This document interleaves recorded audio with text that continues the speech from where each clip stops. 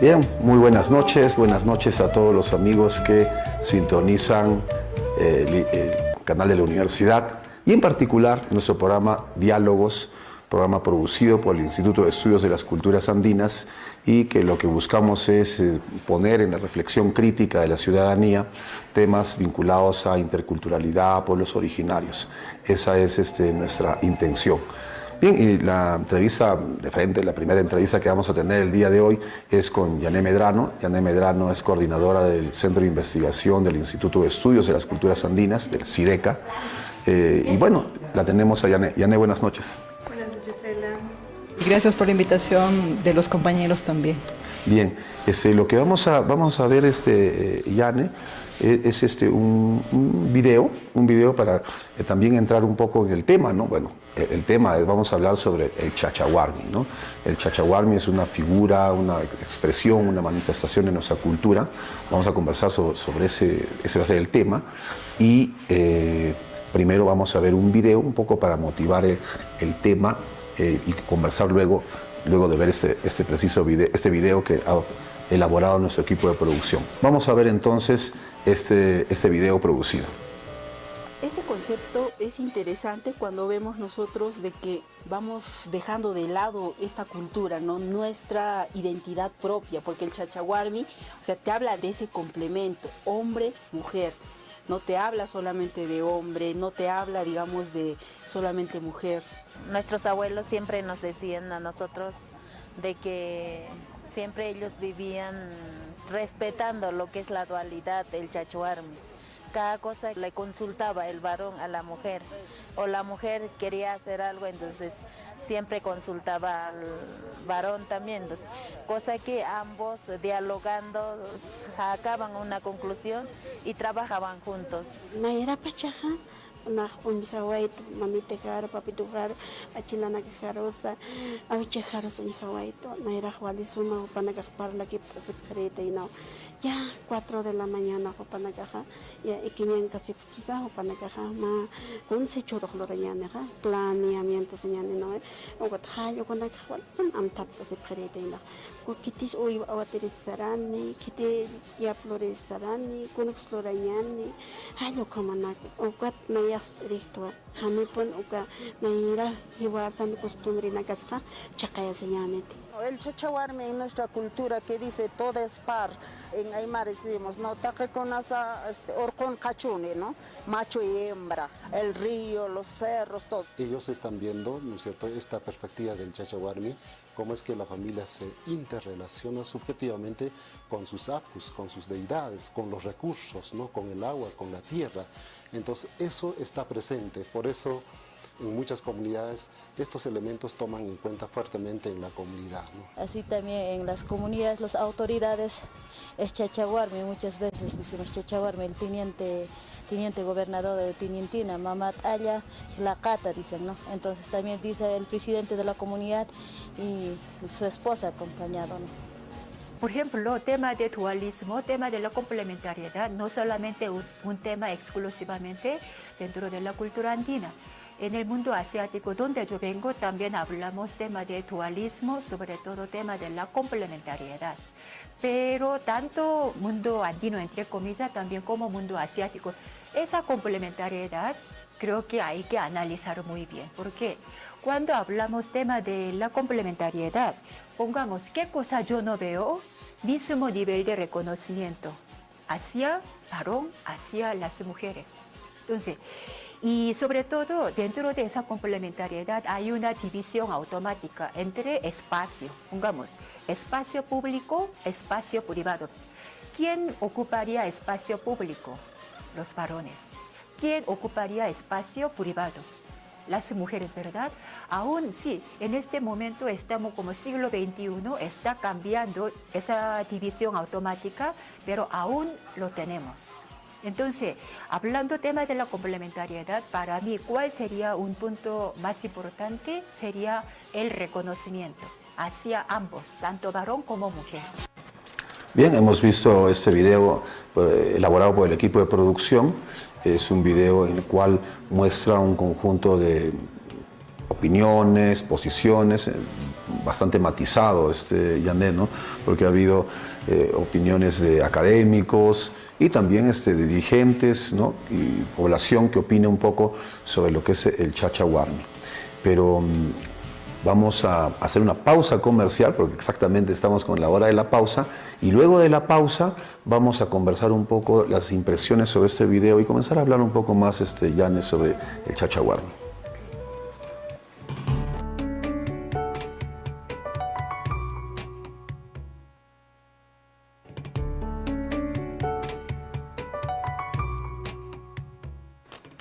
Regresamos con diálogos, conversando sobre el tema que hemos planteado, que es el tema del chachahuarmi.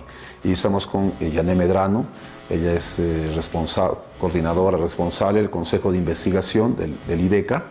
Y hemos visto un video, Janet, ¿qué te pareció esta variedad de opiniones que de alguna manera están en chachahuarmi, ¿no? Sí, 4 de cada uno. Sí. Bueno, a mí me gusta mucho esa variedad, ¿no? Que hayan podido recabar las opiniones de una diversidad de personas que algunos están involucrados en la academia, otros están en la dirigencia más comunal también, ¿no? Y eso me parece que es bastante rescatable, ¿no? Porque muestra justamente las voces mismas, ¿no? De quienes están incluso anunciando esto del chachahuarmi, ¿no? Y tienen que ser las comunidades, ¿no? Las comunidades originarias.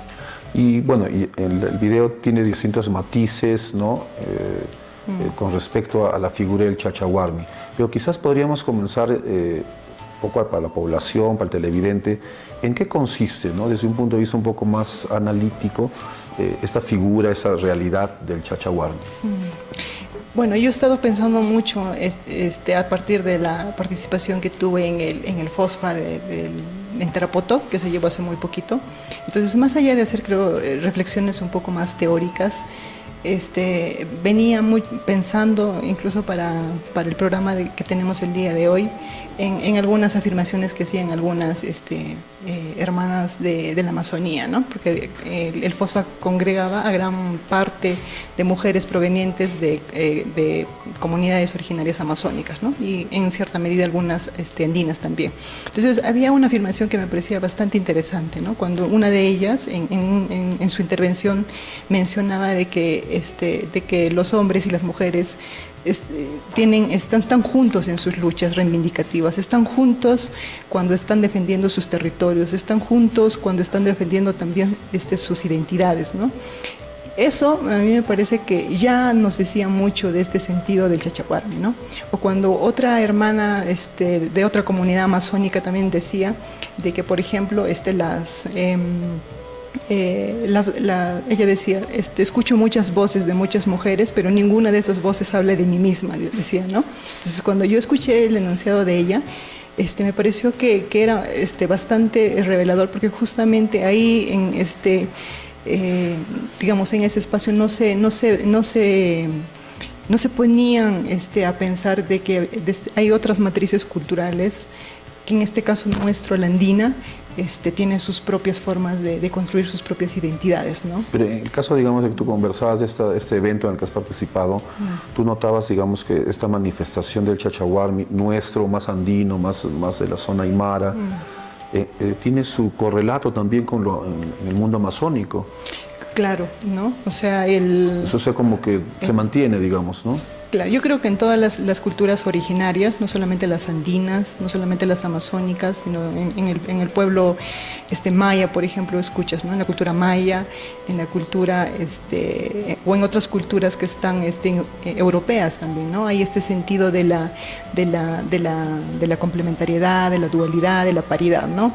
Que claro, que sus propios sentidos, incluso de comprensión y de interpretación, incluso resultan siendo un poco diferentes también, ¿no? Acordes muchos a sus contextos, ¿no? En los Andes yo entiendo de que hay una presencia fuerte de este sentido de la paridad, ¿no? Donde la relacionalidad, y siempre lo escuchamos, ¿no? O sea, en los rituales siempre nos damos cuenta de que hay una presencia de este principio de relacionalidad donde todo está relacionado con todo, y lo más importante es que todo es sujeto. Pero en ese todo está relacionado con todo, Janet. Claro, en las culturas ancestrales, originarias, el todo está relacionado con todo, como que encaja, ¿no? Pero en la cultura occidental no hay todo está relacionado con todo, ¿no? Porque digamos una pareja occidental moderna es mucho más independiente, no sé si la palabra es egoísta, que digamos en las culturas originarias. Bueno, haciendo un poco la reflexión un poco más, digamos, un poco más abstracta, por así decirlo, ¿no? Claro. Yo sí diferencio de que, por ejemplo, en la cultura occidental funciona esta relacionalidad estaría presente en la conformación de los binarios, ¿no? O sea, siempre hay los binarios, incluso desde el momento en que se empieza a analizar los procesos de colonización entre primitivo, moderno, entre productivo, reproductivo, ¿no? Entonces siempre ha habido esta conformación que es, creo, inherente al pensamiento occidental, ¿no? Y si tú te das cuenta también es algo que nosotros siempre constantemente también estamos como que de un lado a otro, ¿no?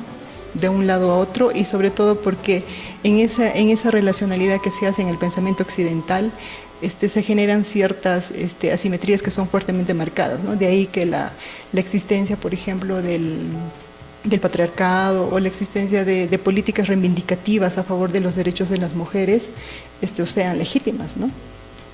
Pero, digamos, ¿cuál vendría a ser, digamos, digamos, estás marcando una diferencia, ¿no? Entre la pareja occidental y la pareja, digamos, la idea de pareja en el mundo andino? ¿Qué otras cosas o qué otros aspectos caracterizan o diferencian a esta pareja, la idea de pareja en el mundo andino, o sea, el Chachahuarmi? ¿Qué otra cosa es destacable, valiosa? Yo creo que lo más valioso es entender justamente este sentido de relacionalidad, ¿no? Y sobre todo también entender de que a pesar de que hay asimetrías, porque las hay, siempre se busca ese equilibrio, ¿no? Yo sé que hay muchos elementos que han intervenido y que han generado cambios y transformaciones en la propia cultura, pero me parece que ahí justamente es donde, digamos, tenemos que prestarle un poquito de mayor atención a esos cambios y transformaciones y no, digamos, hacer juicios así muy tajantes o precipitados para decir de que, por ejemplo, tenemos patriarcados ancestrales, ¿no? Y entonces, y comprender eso a mí me parece que es fundamental, ¿no? Fundamental porque sobre todo cuando la propia cultura también busca en esas relaciones asimétricas, también busca generar un equilibrio, una armonía y que lo ves, ¿no? Y no solamente en los rituales, sino también en parte de sus discursos, ¿no? Y yo creo que también hay tareas pendientes también, ¿no? Pero, por ejemplo, cuando tú dices de que, digamos, bueno, has mencionado precisamente la palabra armonía, ¿no? Y una de las características de la cultura andina es esa búsqueda de la armonía, ¿no?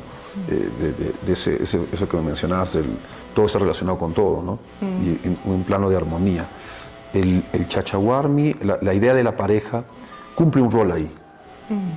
Cumple un rol, no sé si dinamizador, dinamiza, mueve esa relacionalidad, o quizás no la cumple, no es un elemento de que movilice, que agite, digamos, esa relacionalidad. A mí me parece que sí, ¿no? O sea, como que agiliza mucho eso que tú dices, ¿no? Que estás afirmando. Incluso te vas a dar cuenta que en muchas de las de esto que aparece en el discurso, ¿no? Del Chachahuarmi, está también presente o escapa más allá de las relaciones humanas, ¿no? Entonces, por ejemplo, cuando uno empieza a tener una relación, por ejemplo, con algún elemento del entorno natural, ¿no? De ahí también te das cuenta ahí, ¿no? Que solamente Chachahuarmi no solo se sujeta a esta relación de hombre o mujer, ¿no? O la presencia de nosotros dos, ¿no? O sea, no solamente se restringiría a esta presencia de relaciones humanas, ¿no? Sino que va un poquito más allá de allá, y por eso que incluso es fundamental cuando los pueblos originarios apelan a este tema de que el tema de identidad incluso, ¿no? Está tan vinculado al tema de territorio, ¿no? Y eso que tiene que, a veces uno se pone a pensar, y eso que tiene que ver también con el Chachahuarmi, ¿no? Yo creo que tiene que ver mucho, ¿no? Porque justamente en esa relación que es fundamental, ¿no? Para demandar, para reclamar y para defender derechos colectivos, ¿no? Te permite justamente incidir en su propia naturaleza de sujeto colectivo, ¿no? Porque digamos como que la idea como que la pareja, la idea de pareja, ¿no? Que es el chachahuarmi, la idea de pareja en el mundo andino es, como tú dices, ¿no? Articula, ¿no? Va articulando elementos. Y yo me pregunto, digamos, de la idea de pareja andina, que es una idea muy particular, ¿qué podríamos extraer de positivo, de fuerte? No sé, buscando un horizonte de sentido hacia el futuro, ¿no? Viendo un poco el futuro, ¿no? Porque estamos en una humanidad en la cual hay mucha, digamos, mucho egoísmo, mucha presencia de la tecnología, de la depredación de los recursos naturales, ¿no? ¿Qué enseñanza nos puede sacar la idea del chachahuarmi sirviendo a ese horizonte de sentido futuro donde el ser humano, no sé, se reconcilie con la naturaleza, se reconcilie con todo lo que no está reconciliado, ¿no?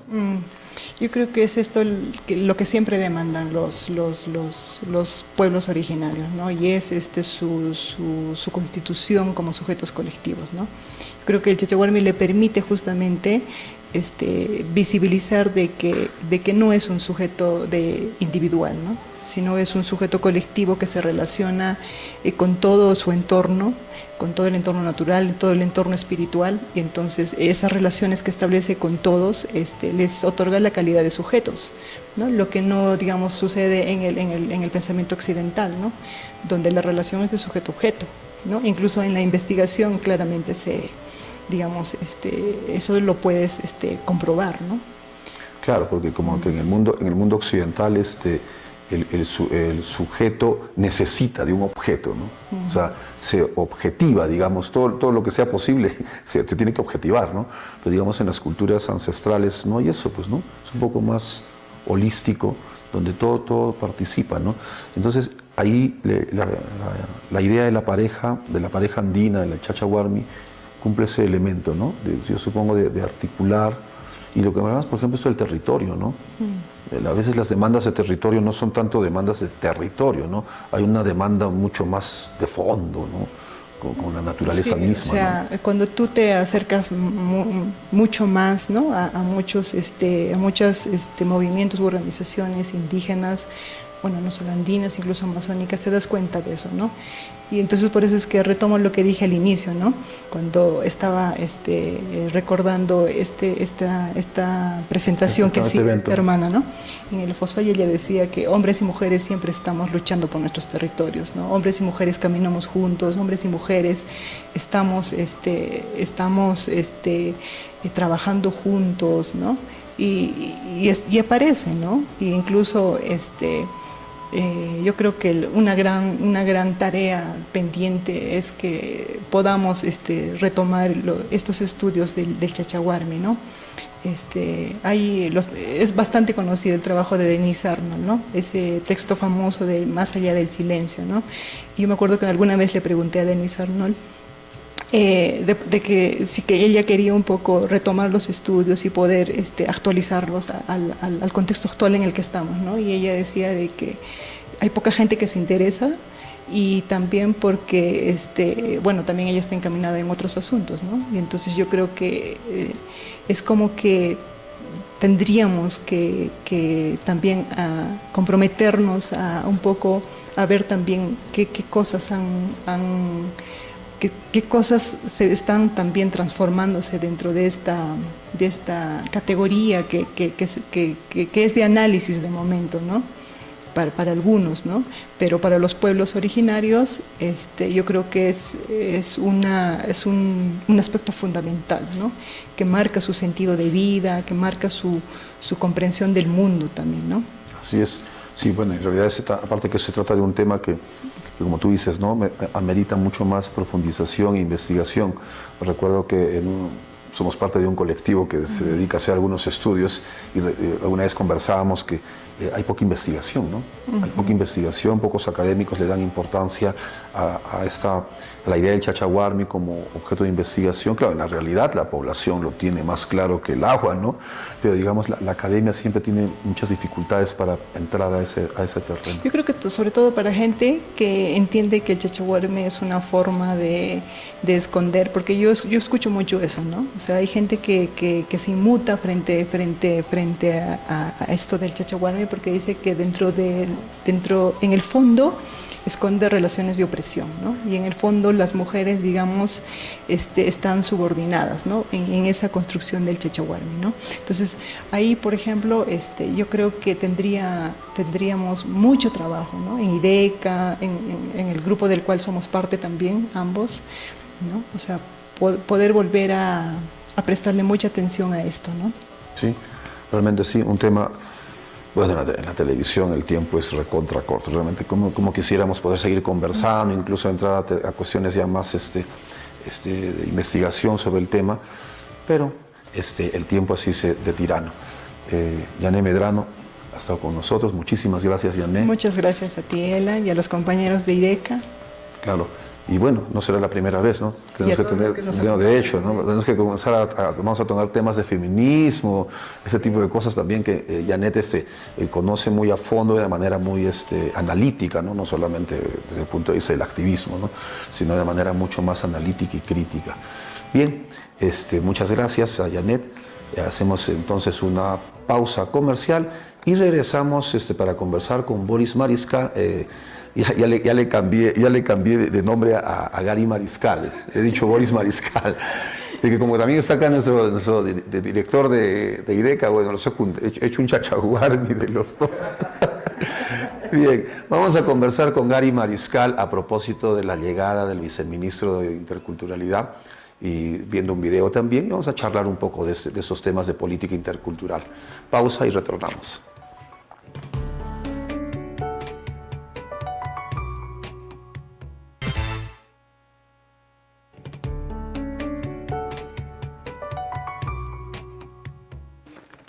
Bien, en esta segunda parte, en este segundo segmento del programa, vamos a conversar con el director de la Oficina Desconcentrada de Cultura de nuestra región, el arquitecto Gary Mariscal, que lo había confundido con el inicio. Vas a disculpar la confusión, no ha sido de mala fe, sino de cariño.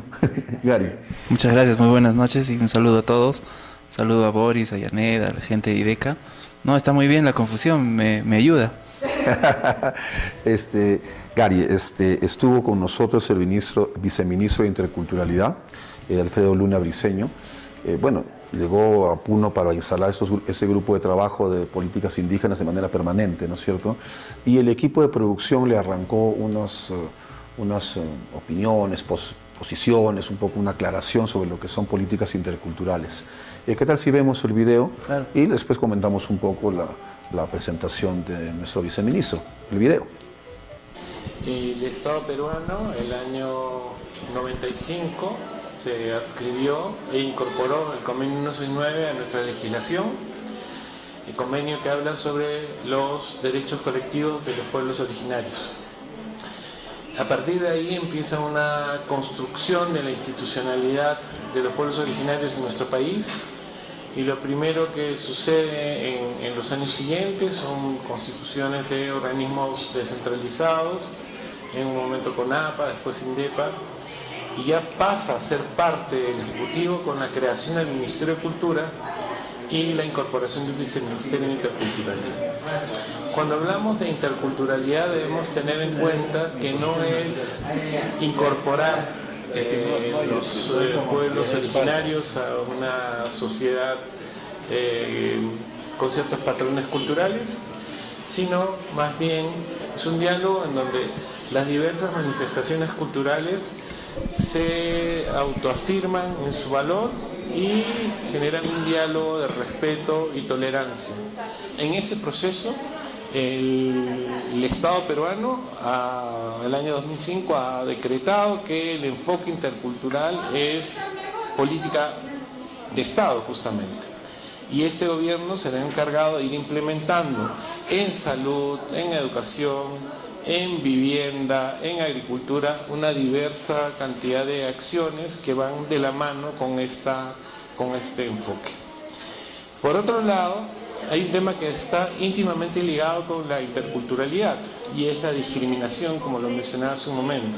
No puede haber interculturalidad si hay una perspectiva discriminadora de parte de cualquier grupo humano, ¿no? Entonces, desde esa perspectiva podemos decir que el Perú empieza un trabajo en una política intercultural cuando le da atención primero a la existencia de pueblos originarios, es decir, previos a la conquista. Número 2, que nuestros pueblos originarios tienen derechos que son diferentes a los que tenemos los ciudadanos de la urbe, porque hablamos de derechos colectivos.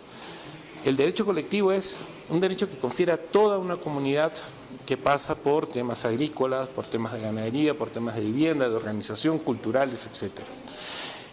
El tercer punto importante es darle valor a la lengua.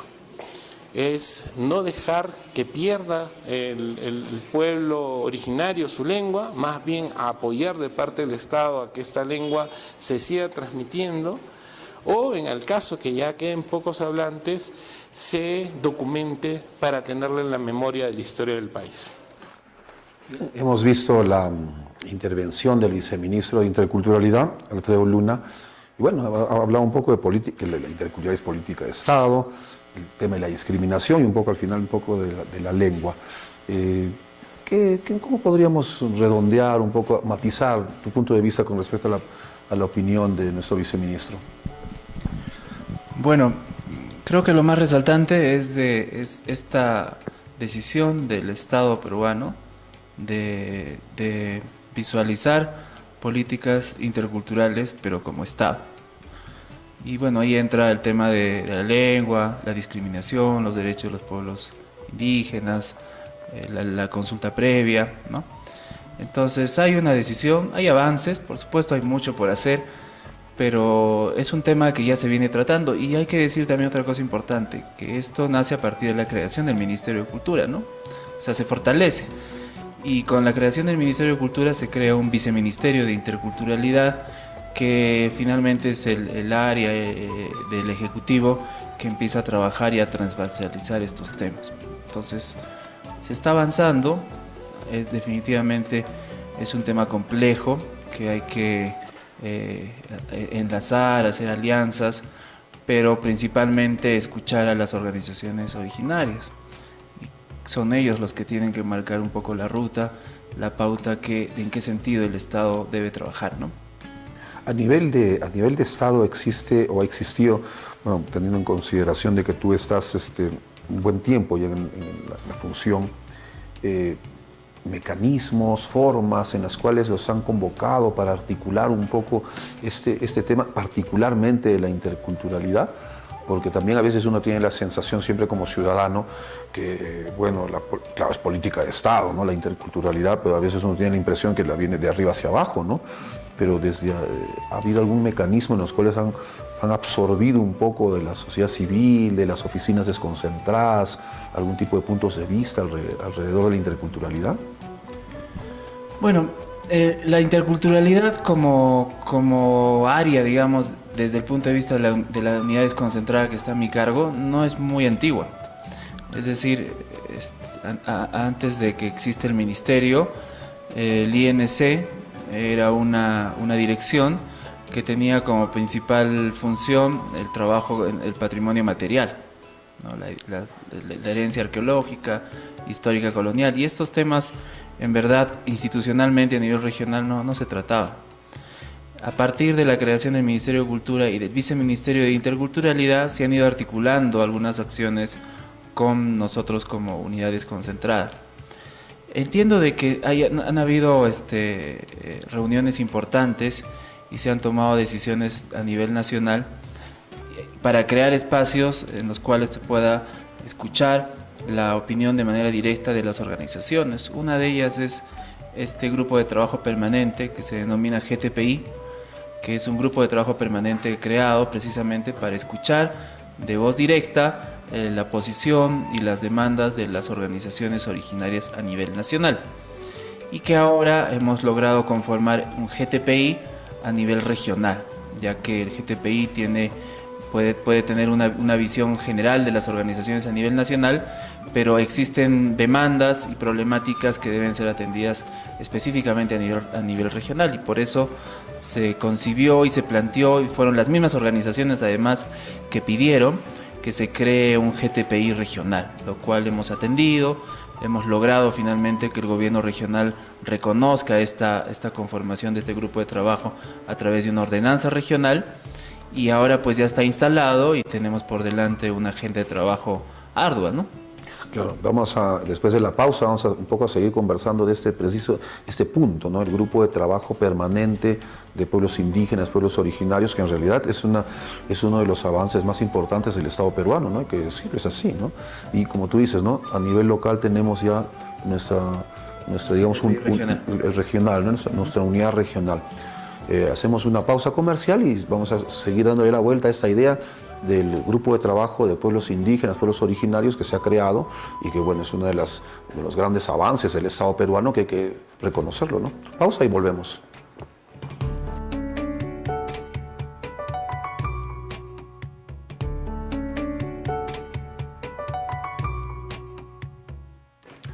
Bien, seguimos conversando con Gary Mariscal. Él es nuestro director de la Oficina Desconcentrada, de la Dirección Desconcentrada de Cultura. Estamos hablando un poco de la presentación del viceministro que estuvo acá y de esta oficina que se ha creado, ¿no? O mejor dicho, ¿qué se puede llamar? ¿Una unidad? Un grupo de trabajo permanente. Una especie de unidad instrumental. ¿Cuál es la función que va a tener este grupo permanente de pueblos indígenas en el Perú a nivel nacional y en el caso particular de Puno? Bueno, su función principal es plantear, digamos, políticas y plantear necesidades de las organizaciones indígenas, de los pueblos originarios, que puedan ser articuladas por el Estado, en este caso a nivel regional, el gobierno regional y otros estamentos del Estado, ¿no? Es decir, es una comisión de trabajo que, dicho sea de paso, es importante decirlo, este grupo de trabajo la preside el gobierno regional. ¿Ya? La preside el gobierno regional a cargo de la Gerencia de Desarrollo Social, y después viene en la vicepresidencia una organización originaria, en este caso ha recaído en UNCA de manera temporal, y nosotros como Cultura estamos en una secretaría técnica, y después la integran otras seis organizaciones indígenas que no, por supuesto no está cerrado, van a ir incorporándose otras organizaciones, pero el rol fundamental es plantear las necesidades, que estas necesidades puedan articularse con el Estado y puedan plantearse políticas en función de estas necesidades, ¿no? A nivel regional. Entonces, sí, creo que es muy importante, es un espacio en el cual las organizaciones van a poder interactuar de manera directa con el Estado, y el viceministro vino precisamente para darle respaldo a esto. Hay que decir que después del grupo de trabajo del GTPI nacional, que se conformó hace 2 años, se conformó ya un grupo de trabajo regional en Ucayali, y el de Puno es el segundo. Ya. ¿No? O sea, digamos, uno a nivel amazónico y otro en la parte, digamos, andina. Así es, claro. Considerando que nosotros en nuestra región tenemos 3 pueblos originarios reconocidos por el Estado: el pueblo quechua, el pueblo aymara y el pueblo uru, ¿no? Entonces, basado en esta riqueza, en esta diversidad que tenemos en nuestra región, es sumamente necesario tener este espacio para escuchar principalmente, porque ese es el objetivo. No es un espacio que vaya a ser manejado por el Estado, sino un espacio en el cual el Estado se acerca a las organizaciones. Por supuesto, las organizaciones representan a los pueblos originarios, y de esa manera recogemos, escuchamos sus necesidades, sus demandas, y tenemos que plantear una agenda de trabajo, porque es un grupo permanente de trabajo. Claro, justo ese punto, ¿no? Se supone que este grupo de trabajo permanente de pueblos indígenas, versión nacional y la versión local, se va a plantear algún tipo de plan, ¿no? Ya todavía no se ha tenido una reunión de trabajo, digamos, ¿no? Sí, hemos tenido una reunión de instalación. Claro, solo de instalación. Del grupo de trabajo. En la agenda estaba, por ejemplo, la aprobación del reglamento. Y había un borrador de reglamento, pero respetuosos de las opiniones de las organizaciones. Las organizaciones nos dijeron ese día, bueno, el reglamento no lo conocemos, no lo conocen las bases, así que tenemos que socializar el reglamento, y muy bien, dijimos, no hay problema, no hay apuro tampoco. Los tiempos en el mundo originario son otros a los tiempos que manejamos a los tiempos del Estado peruano. ¿no? Entonces se quedó en que ellos iban a la propuesta de reglamento, ellos le iban a socializar con sus bases, y vamos a tener una reunión en la cual se tendrá que aprobar el reglamento en función de los aportes que ellos hagan. Esto es una muestra de que definitivamente lo que queremos no es imponer, sino más bien encaminarnos en una manera de trabajar en función de la visión que tienen las organizaciones. Este grupo de trabajo de pueblos indígenas, pueblos originarios, que como tú dices, en el Perú solamente habría dos, ¿no? Uno en Ucayali, sí, y otro en Puno. Así es. Y, claro, y el central, ¿no? Digamos, la parte nacional. La función es, digamos, lo interesante es de que es por primera vez en la historia de las repúblicas, si uno se pone a pensar bien, ¿no? O sea, que el Estado decide, digamos, acoger o generar un mecanismo, un espacio para acoger, digamos, la voz de las organizaciones originarias. Bueno, ¿qué futuro le ves a esa que en realidad es una novedad en el Estado peruano, ¿no? Bueno, hay que ser optimistas porque, claro, suena bonito y puede ser idílico pensar en este espacio, claro, pero ya la primera reunión nos ha demostrado la dureza que también con la cual nos vamos a enfrentar a la problemática, porque hay también diferencias entre las mismas organizaciones, ¿no? Lógico. Entonces... y eso incluso a nivel nacional, pues realmente va a ser una heterogeneidad completa. Claro. Entonces, claro, hay que tener, bueno, mucha predisposición para afrontar este trabajo, tanto al nivel desde el Estado como de las propias organizaciones. No hay objetivos, por lo menos desde parte del Estado, y creo que también de las organizaciones, objetivos personales ni políticos, sino hay un objetivo mayor, que es el hecho de que las organizaciones originarias puedan ser escuchadas, puedan ser atendidas, y que el Estado pueda acoger y entender en este concepto de interculturalidad que tanto se habla ahora, que todavía, a pesar de que en Puno vivimos, yo creo, en un nivel de interculturalidad, probablemente nuestros estamentos del Estado todavía no.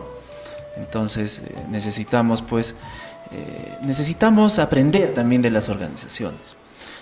Yo creo que esa posición de que el Estado viene a conversar jerárquicamente frente a una organización y es el que sabe, y la organización no sabe, los dirigentes no son profesionales. Que digamos es el modo tradicional e histórico en la forma en la que se ha relacionado el Estado con los pueblos originarios, ¿no? Sí. Es una visión paternalista de arriba hacia abajo, ¿no? Así es. Eso creo que tenemos que cambiar. Este espacio, por lo menos desde mi perspectiva, es un espacio que debemos nosotros, los funcionarios del Estado, aprender de las organizaciones. Ya en este poco tiempo que he estado coordinando esta reunión y esta instalación, ya he recibido bastantes enseñanzas de las organizaciones, ¿no? Desde la visión, digamos, de un funcionario del Estado con formación occidental, como somos nosotros, interactuar con las organizaciones es muy enriquecedor. Claro, y en realidad, un poco hablando de eso, lo importante, y lo dices, ¿no? Lo importante que uno debe es dejarse interpelar por el otro, ¿no? O sea, dejarse interpelar, o sea, no poner pues esa actitud que siempre ha tenido el Estado peruano, y no solo el Estado peruano, sino hasta en lo más pequeño, de la superioridad, ¿no? Así es. Del conocimiento del Estado, el conocimiento de Occidente, y no, o sea, acoger, creo que habrá que ver, ¿no? Pero como tú dices, va a ser sí, ojalá que no llegue a ser una olla de grillos, ¿no? Porque también hay intereses, siempre hay la política, porque una de las cosas más maravillosas, desde mi punto de vista, que tienen nuestros pueblos originarios es ese afán muy fuerte por hacer política, ¿no? Sí, claro. A la gente le gusta hacer política. Es muy fuerte. Creo que parte también de su manera de ver el mundo, ¿no? También es reaccionario a esta forma de cercanía que ha habido siempre entre el Estado y las organizaciones y los pueblos originarios. Hay que reconocer, estamos más de 500 años de una relación desigual, ¿no? Una relación con una visión colonial de las cosas, ¿no? Todos tenemos en nuestra estructura mental el colonialismo todavía. Y creo que los urbanos la tenemos, y por supuesto también los pueblos originarios, ¿ah? O sea, se percibe también estas taras mentales que son herencia del proceso colonial y que obviamente no se van a borrar rápidamente, pero podemos tener cercanías, podemos tener sinergias, podemos tener puntos en común, con la finalidad, como lo dijo el viceministro, de esta decisión que ha tomado el Estado peruano de tener un concepto, un criterio intercultural como Estado peruano, ¿no? Entonces, hay mucho por trabajar, definitivamente, sí, pero hay que ser optimistas, ya tenemos un espacio al cual hay que contribuir, hay que enriquecer, y esperamos siempre optimistamente eso. Bueno, sí, esperamos que sea así, y bueno, que se abra, digamos, esa posibilidad. Bueno, como dice el viceministro, ¿no? O sea, es política de Estado la interculturalidad, ¿no? Y exige mucho esfuerzo del Estado, ¿no? Y qué bien que funcionarios como tú tengan esa predisposición a dejarse interpelar por el otro, ¿no? Y de aprender y acoger, ¿no? Que no es muy usual, ¿no? No es muy usual en los funcionarios, ¿no? Sí, bueno, quiero agradecer acá a mis amigos de IDECA también, que he aprendido mucho con ellos estos últimos 3, 4 años en el tema de interculturalidad. He tenido una experiencia previa de trabajar en pueblos originarios que también me ha ayudado mucho, ¿no? Y sí, yo creo que me enriquezco como persona primero, como funcionario, y tener la oportunidad de trabajar con los pueblos originarios, porque como lo dije hace un momento, creo que hay mucho de aprender de ellos. Hay que quitarnos esa visión racista, discriminadora que tenemos, ¿no? De verlos a distancia, ¿no? Creo que hay mucho por aprender para el bien en general, el bien común. Así es. Bien, muchísimas gracias, Gary. En realidad, para nosotros ha sido un gusto que estés con nosotros, que hayas venido y para conversar un poco de estos temas. Y bueno, tampoco como dijimos con Yané, no va a ser ni la primera ni la última, así que permanentemente vas a estar con nosotros, Gary. Muchas gracias. Bien, de esta manera llegamos también al punto final de nuestra edición del día de hoy, Diálogos, programa producido por IDECA, el Instituto de Estudios de las Culturas Andinas, que lo que busca es generar una reflexión crítica de determinados temas vinculados precisamente a la interculturalidad, por los originarios, en ese afán, ¿no? De siempre buscar pues un horizonte de sentido distinto, mejor para todos en nuestra región y en el país.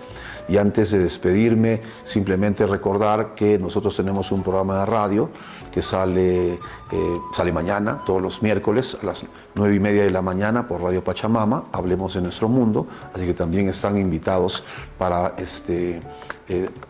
escucharnos y también llamar por teléfono, porque creo que en el caso de la radio tiene esa ventaja un poquito más flexible, ¿no? De las llamadas por teléfono. Así es que ya saben, mañana a las 9:30 Hablemos de Nuestro Mundo en Radio Pachamama. De esa manera llegamos al punto final y nos vemos la próxima semana.